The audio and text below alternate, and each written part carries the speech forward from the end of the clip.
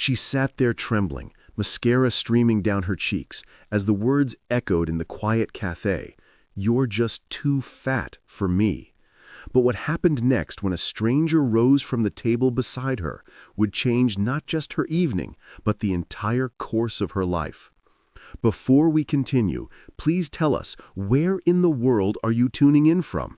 We love seeing how far our stories travel.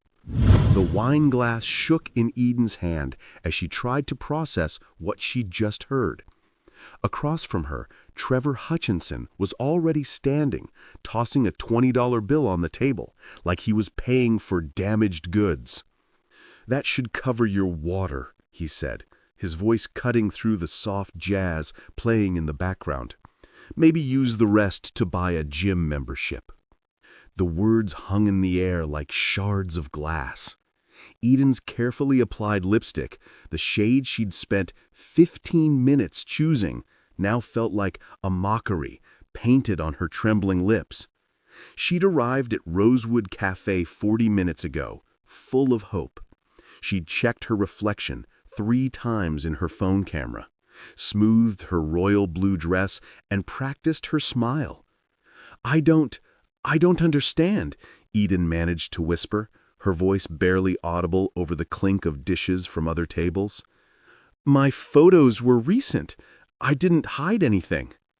Trevor rolled his eyes, checking his Rolex, as if this conversation was wasting precious time.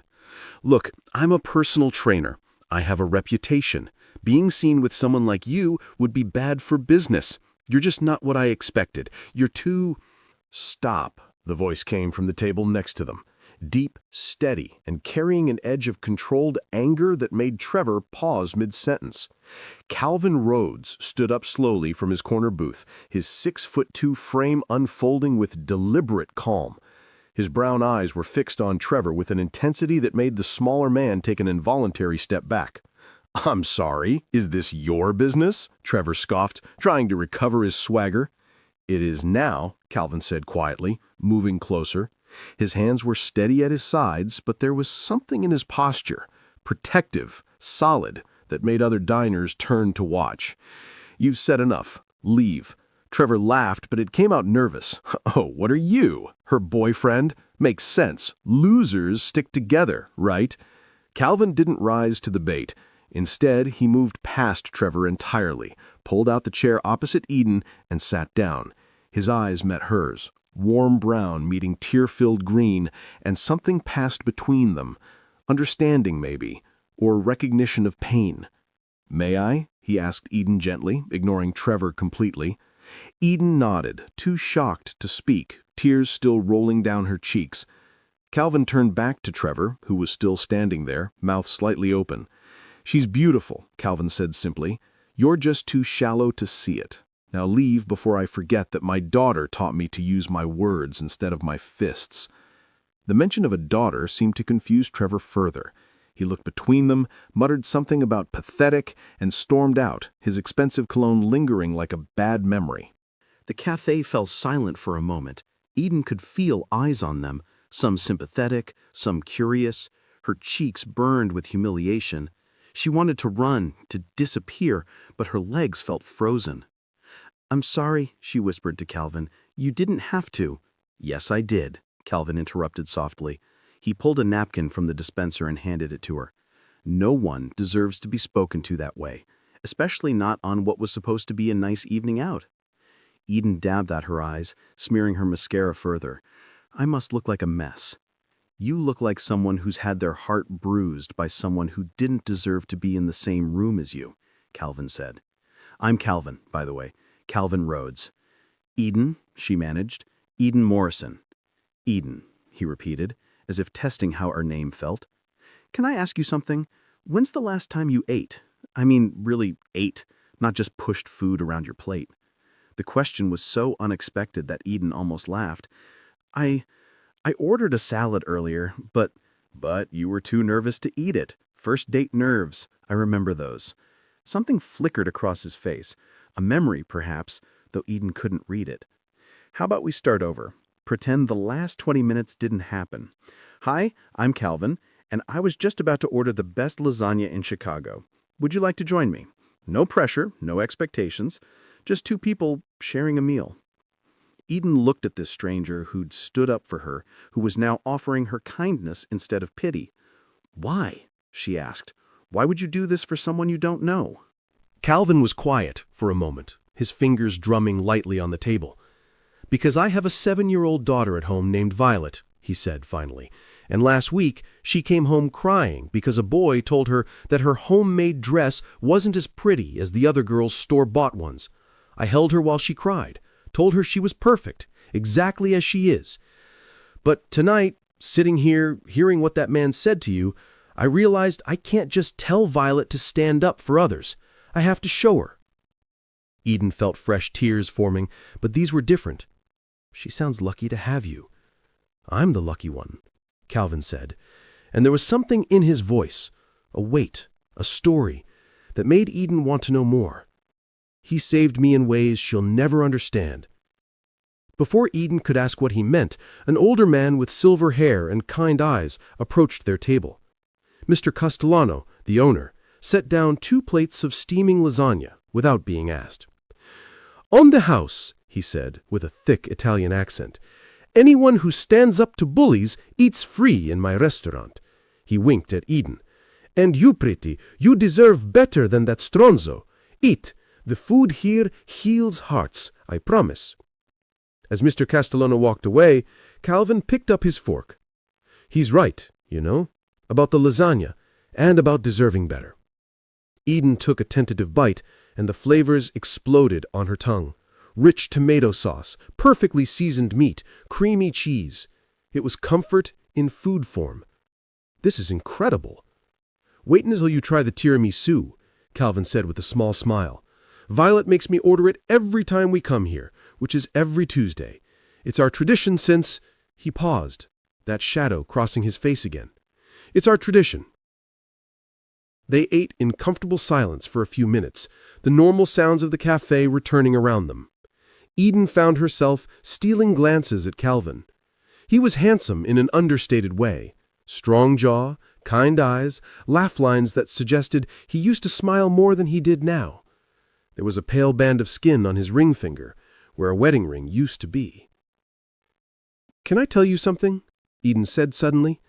"This was my 3rd first date in 2 years. The first guy told me I'd be prettier if I lost 30 pounds. The second one spent the entire dinner showing me photos of his ex-girlfriend, who was a fitness model." Calvin set down his fork. "Can I tell you something in return? Those weren't dates. They were auditions with men who think women are accessories. Real dating, real connection, is finding someone who sees you, not your dress size, not your job title, not what you can do for them, just you." "Speaking from experience?" Eden asked gently. Calvin's hand unconsciously went to that pale band on his finger. "My wife, Brooke, used to say that love wasn't about finding someone perfect. It was about finding someone whose imperfections you could live with, and who could live with yours." He took a breath. "She passed away 18 months ago. Complications during routine surgery. An allergic reaction no one could have predicted." Eden's hand moved across the table instinctively, stopping just short of his. "I'm so sorry." "She would have liked you," Calvin said, surprising himself with the admission. "She was a pediatric nurse, actually, always standing up for kids who couldn't stand up for themselves." "I'm a pediatric nurse," Eden said softly, "at Children's Memorial." Calvin looked at her with renewed interest. "Really? That's where Brooke worked. 3rd floor, oncology." "I'm on the 5th floor, NICU," Eden said. "I probably passed her in the elevators 100 times." They both sat with that strange coincidence for a moment. The world suddenly felt smaller, more connected. "Tell me about Violet," Eden asked, wanting to see the light return to his eyes. And he did. Calvin's entire demeanor changed when he talked about his daughter. "She's 7 going on 35, loves art, hates math, insists on wearing tutus to grocery stores. She's teaching herself piano from YouTube videos because she wants to surprise me for my birthday. I pretend I don't hear her practicing when I'm cooking dinner." I found myself genuinely laughing for the first time all evening. She sounds amazing. She is, but it's been hard. She asks about her mom less now, which somehow hurts more. Like she's forgetting, or trying to protect me by not bringing her up. He pushed the lasagna around his plate. I've been doing my best. Learned to braid hair from online tutorials.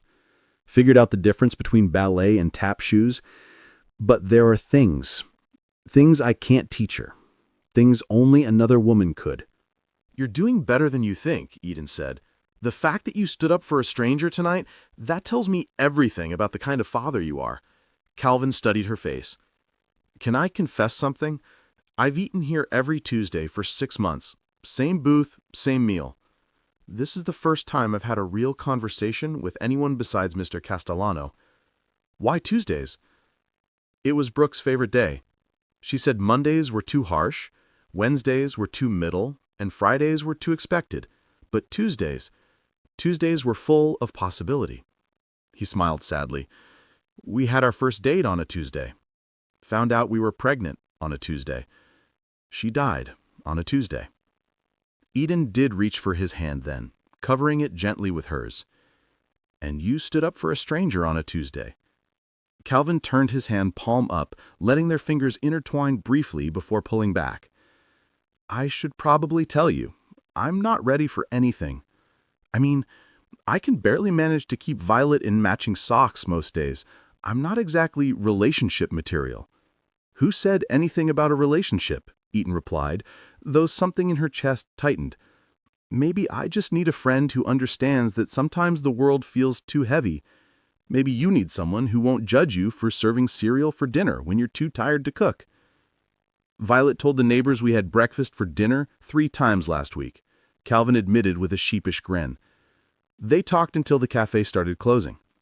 Eden learned that Calvin worked as an architect, designing schools and community centers, buildings meant to bring people together. He learned that she'd been engaged once to a man who constantly criticized her appearance until she'd finally found the courage to leave. The worst part wasn't even the comments about my weight, Eden said, pushing the last of the tiramisu around with her spoon. It was that I started believing them, started seeing myself through his eyes instead of my own. Calvin understood that too well. Some days he looked in the mirror and saw only what was missing: Brooke's partner, Violet's mother, the other half of every decision. Mr. Castellano approached their table one last time. We're closing, but you two stay as long as you need. Love doesn't follow restaurant hours. Oh, we're not, Eden started. Just friends, Calvin finished quickly. Mr. Castellano smiled knowingly. Of course, just friends who look at each other like they've found water in the desert. He walked away, humming an old Italian love song. They exchanged numbers in the parking lot, standing between their cars under the yellow streetlight. Calvin's was a practical SUV with a baby on board sticker that read, "Former baby, current chaos," in Violet's handwriting. Eden's was a small sedan with a hospital parking pass hanging from the mirror. Thank you, Eden said, for everything, for standing up to Trevor, for dinner, for making me feel like a person again. You were always a person, Calvin said firmly. Anyone who made you feel otherwise was wrong. As Eden drove home to her apartment, she felt something she hadn't felt in months: hope. Not for romance necessarily, but for the possibility that there were still good people in the world, people who stood up instead of looking away. But when she got home and saw her reflection in her bedroom mirror, Trevor's words came flooding back. Too fat, bad for business, not what I expected. She stood there in her blue dress, the one she'd been so excited about, and suddenly saw everything wrong with it. With her. With the foolish hope that someone like Calvin could actually want someone like her. For the next 3 days, Calvin texted. Simple things. A photo of Violet's latest art project, a dinosaur wearing a tutu, a joke about coffee being a food group, a question about her day. Eden would type responses, then delete them. What could she say? That she'd spent her lunch break crying in a supply closet? That she'd called in sick to work because the thought of pretending to be okay felt impossible? On day 4, Calvin called. Eden let it go to voicemail. Hey, Eden, it's Calvin. I just wanted to make sure you're okay. Anyway, I'm probably overstepping, but I wanted you to know that Tuesday meant something. Not in a pressure way, just It was nice to talk to someone who gets it, the grief thing, the feeling like you're not enough thing. Anyway, call me back if you want, or don't, but know that someone's thinking about you. Okay, I'm going to stop rambling to your voicemail now. Eden played that message 17 times. A week passed, then 2. Calvin kept sending texts, but they became less frequent, less hopeful. Eden wanted desperately to respond, but shame is a powerful prison, and she'd locked herself in tight. She stopped going to her usual grocery store, afraid she might run into him. She took different routes to work. She even avoided the street where Rosewood Cafe was located, as if proximity to that night might make her remember what hope felt like. 3 weeks after their dinner, Eden's best friend Amber showed up at her apartment unannounced. "Okay, enough," Amber said, pushing past Eden into the apartment. "You've been ghosting everyone, you look like you haven't slept in days, and I know something happened. Spill." So Eden told her everything. About Trevor, about Calvin, about the dinner, about the fear that Calvin's kindness was just pity. Amber listened, then smacked Eden gently on the arm. "You absolute idiot! A man stands up for you, spends hours talking with you, leaves you the world's most adorable voicemail, and you think it's pity? You didn't see how I looked that night, crying, mascara everywhere, and he still chose to sit with you. Eden, honey, pity doesn't call 3 weeks later. Pity doesn't text you dinosaur drawings. That's interest. That's care." But Eden couldn't shake Trevor's voice, couldn't stop seeing herself through his cruel lens. A month after their dinner, Calvin sent one final text. "Eden, I don't know what you're going through, but I want you to know something. That night at the restaurant, I didn't defend you out of pity. I defended you because what he said was wrong. You don't owe me anything. Not a date, not a response, not even an explanation.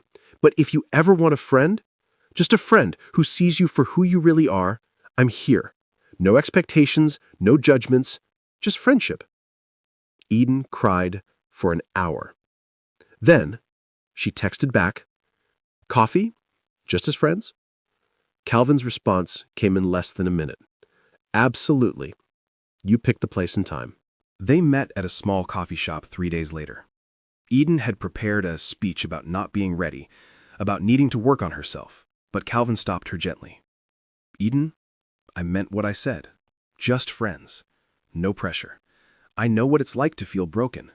After Brooke died, I didn't leave the house except for Violet's school stuff for 2 months. My sister had to literally drag me to grief counseling. Healing isn't linear, and it definitely isn't pretty. I've been skipping meals," Eden admitted quietly, "then eating everything in sight, then hating myself for both. It's like Trevor's voice is stuck in my head." Calvin nodded. "After Brooke died, I heard her voice everywhere. Except the voice in my head wasn't really her. It was my guilt talking, telling me I should have noticed something was wrong, should have insisted on a different hospital, should have been there instead of in the waiting room. The real Brooke would never have said those things." They met for coffee every week after that. Just friends. Calvin never pushed for more, never made her feel like she had to be anything other than herself. Some days Eden was chatty and bright. Other days she barely spoke. Calvin accepted both versions without question.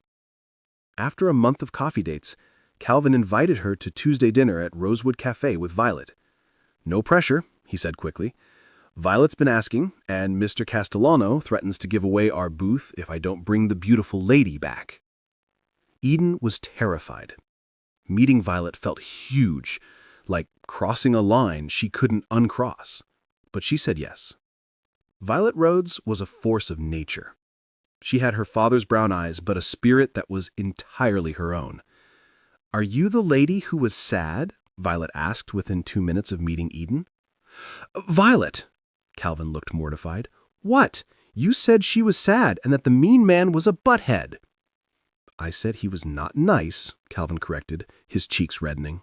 "Same thing," Violet said, then turned back to Eden. "I like your dress. It's blue like Elsa's, but better because it's real." And just like that, Eden fell a little bit in love with Violet Rhodes. Dinner became a regular thing. Every Tuesday, the three of them at the corner booth. Violet would chatter about school, show Eden her drawings, demand that Mr. Castellano judge whose pasta eating style was funniest. She never asked why Eden was there, never questioned the relationship. To Violet, Eden was simply someone who belonged at their table. "My mommy's in heaven," Violet announced one Tuesday, apropos of nothing. "Daddy says she watches us and makes sure we're okay." Eden glanced at Calvin, who looked frozen. "I'm sure she does," Eden said carefully. "Do you think she'd like you?" "I don't know," Eden answered honestly. Violet considered this. "I think she would. Daddy smiles more when you're here. Mommy always wanted Daddy to smile." Calvin excused himself to the bathroom, but Eden could see him wiping his eyes as he walked away. 3 months into their friendship, Eden had a bad week. A patient at the hospital, a premature baby she'd been caring for, didn't make it.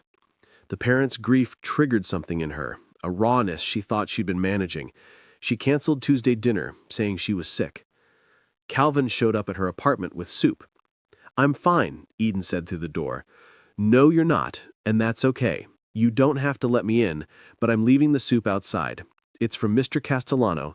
He says it cures everything except heartbreak, and even then it helps a little." Eden opened the door. She looked terrible, unwashed hair, red eyes, wearing the same pajamas for 3 days. "I lost a patient," she said simply. Calvin set down the soup and hugged her. Not a romantic hug, not a careful hug, but the kind of hug that holds you together when you're falling apart. Eden sobbed into his shoulder, and he just held on. "The worst part," Eden said later, sitting on her couch with the soup between them, "is that the mom looked at me like I should have saved him, like I failed. And maybe I did." "You didn't fail," Calvin said firmly. "Sometimes horrible things happen despite our best efforts. Trust me, I've become an expert in horrible things that couldn't be prevented." They sat in comfortable silence, sharing soup and grief. "Can I tell you something weird? Sometimes I think Trevor did me a favor. If he hadn't been so cruel, you wouldn't have come over. We wouldn't be friends." "We would have found each other somehow," Calvin said with surprising certainty. "Violet says you were meant to be in our lives. She's usually right about these things. She predicted the neighbor's pregnancy and the school hamster's escape." Eden laughed, the first real laugh in days. "She's something special. She gets that from her mom." Then he paused. "But also from surviving loss. Kids are resilient in ways adults forget how to be." 6 months after that first Tuesday at Rosewood Cafe, Eden realized she'd fallen in love with Calvin. It wasn't dramatic or sudden. It was quiet, like finally noticing the sun had risen after a very long night. She loved how he danced terribly to Violet's favorite songs in the middle of Mr. Castellano's restaurant, not caring who saw. She loved how he still wore his wedding ring on a chain around his neck, not ready to let go completely, but moving forward anyway. She loved how he texted her bad architecture jokes and remembered how she took her coffee and never once, in 6 months, commented on what she ate or didn't eat. But more than that, she loved who she was becoming around him. Stronger, steadier, someone who could laugh at her own bad jokes and wear bright colors and eat tiramisu without calculating calories. The turning point came on a Tuesday in September. Violet had the flu, so it was just Calvin and Eden at dinner. "I have something to tell you," Calvin said, nervously fidgeting with his napkin. "I've been seeing someone." Eden's heart stopped. She forced a smile. "Oh, that's great. Who?" Calvin looked confused. "What? No? I mean, seeing a therapist. About moving forward. About—" He gestured between them. "This. This? Eden. I'm falling for you. Have been for months. But I needed to make sure it wasn't just loneliness, or Violet needing a mother figure, or me trying to save someone because I couldn't save Brooke. My therapist says those would all be wrong reasons." Eden could barely breathe. "And what did you conclude?" "That I'm falling for you because you're you. Because you make Violet laugh. Because you understand that grief doesn't have an expiration date. Because you're the first person I want to tell when something good or bad happens. Because you've seen me at my worst, crying over Brooke's pictures, snapping at Violet when I'm overwhelmed, and you still show up every Tuesday. Calvin, I know, you might not feel the same way. I know you're still healing from what that ass said to you, from your ex, from all of it. I'm not asking for anything to change. I just needed you to know that when I look at you, I don't see any of the things those idiots made you believe about yourself.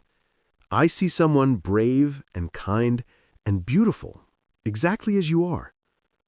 Eden reached across the table and took his hand. I need to tell you something, too. I'm terrified, not of you, but of believing this is real. Every relationship I've had, I've been too much or not enough, too emotional, too fat, too imperfect. You're not too anything, Calvin said firmly.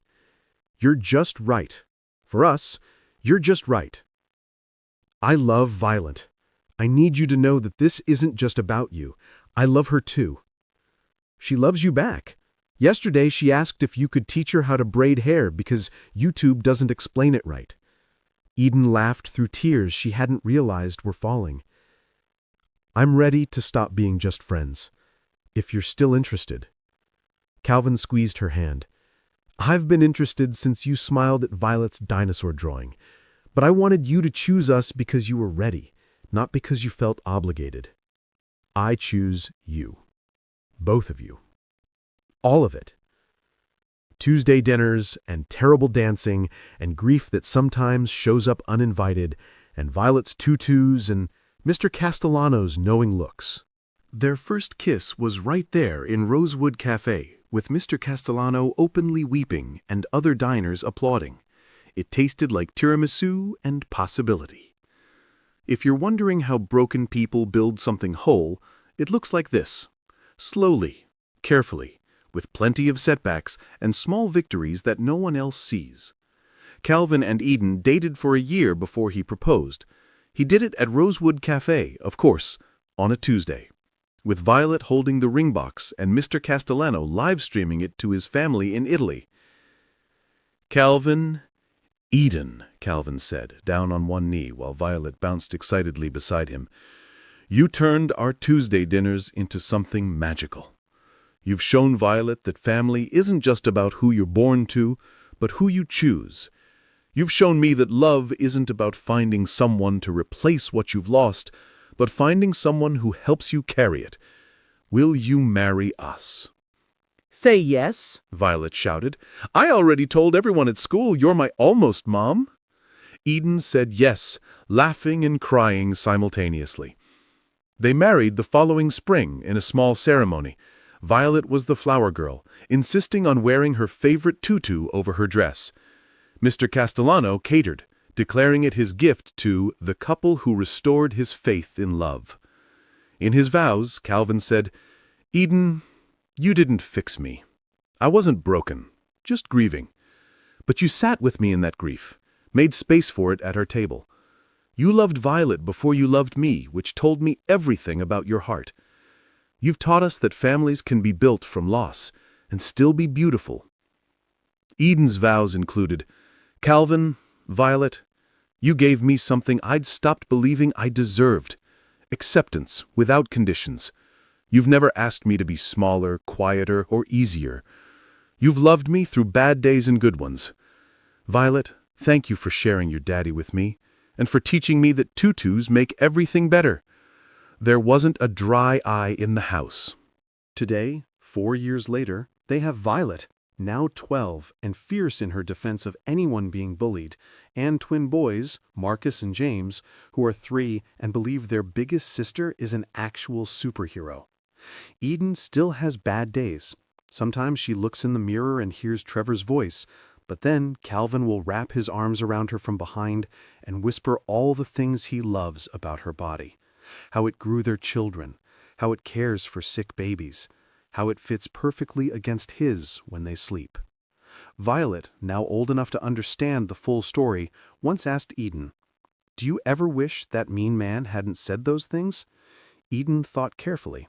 "No, baby, because if he hadn't, your dad might not have stood up. We might not have become friends. You and I might never have met." So sometimes bad things lead to good things? Sometimes, Eden agreed, but only if you're brave enough to keep your heart open, even when it hurts.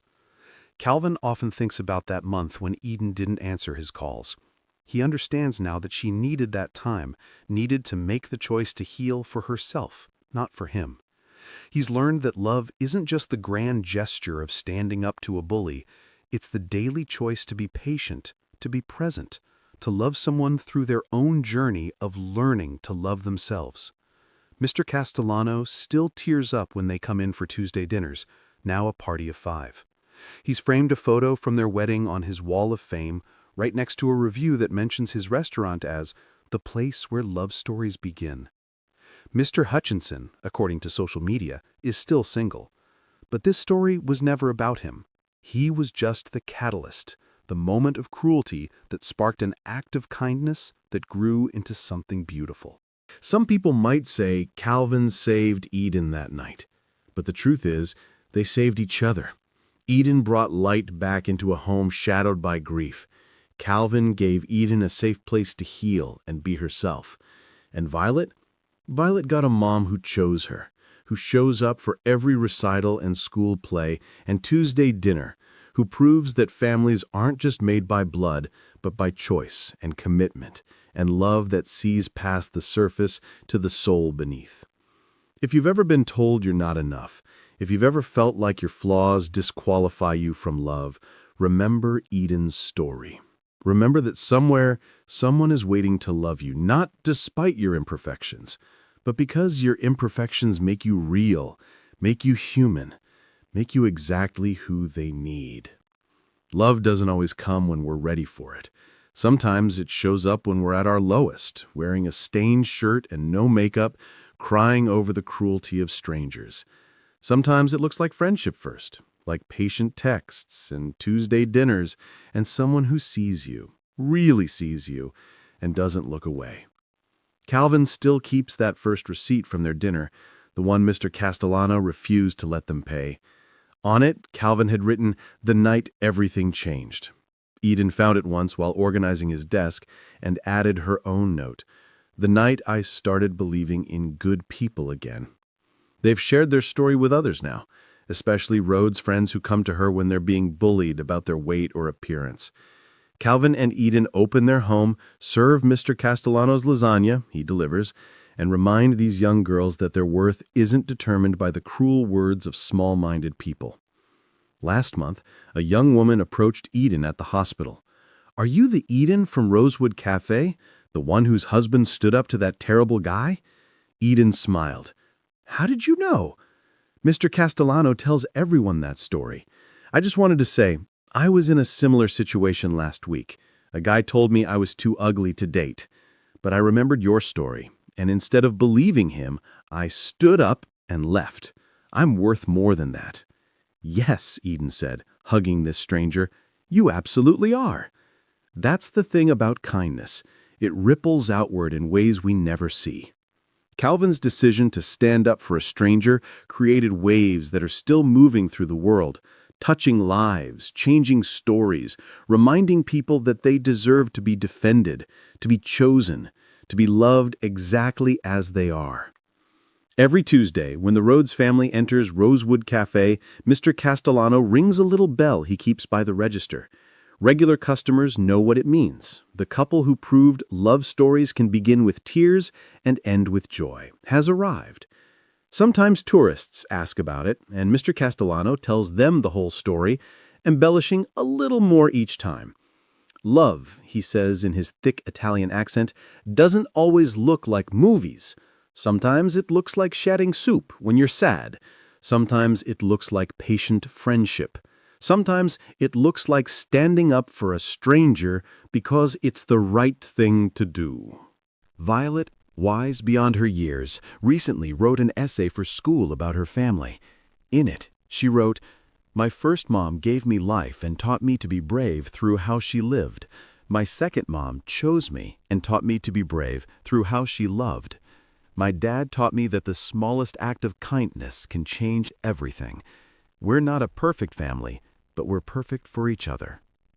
Her teacher cried reading it. So did Eden when Violet brought it home. As for Calvin and Eden, they've learned that love isn't about finding someone without baggage, it's about finding someone whose baggage fits well with yours. They've built a life that honors the past while embracing the future, that makes space for grief and joy simultaneously, that proves broken hearts can heal stronger than before. Sometimes Eden still struggles with her body image. Sometimes Calvin still dreams about Brooke and wakes up feeling guilty for being happy. Sometimes Violet wishes she could remember her birth mother better, but they've learned that loving someone means loving their ghosts too, making room at the table for all the parts of their story. If you take anything from this story, let it be this: you are not too much, you are enough. You are exactly right for someone who will see your worth, who will defend your dignity, who will choose you again and again, on good days and bad ones. Love doesn't always announce itself with fireworks.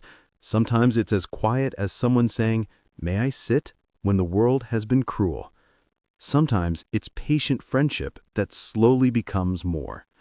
Sometimes it's choosing to believe you deserve kindness, even when cruel voices in your head say otherwise. But this story isn't just about finding a good man. It's about Eden finding herself, finding her worth, finding the courage to believe she deserved love. It's about Violet finding a mother who chose her. It's about a family built from loss that became something beautiful. The last thing Calvin said to Trevor that night was, "She's beautiful. You're just too shallow to see it." He was right.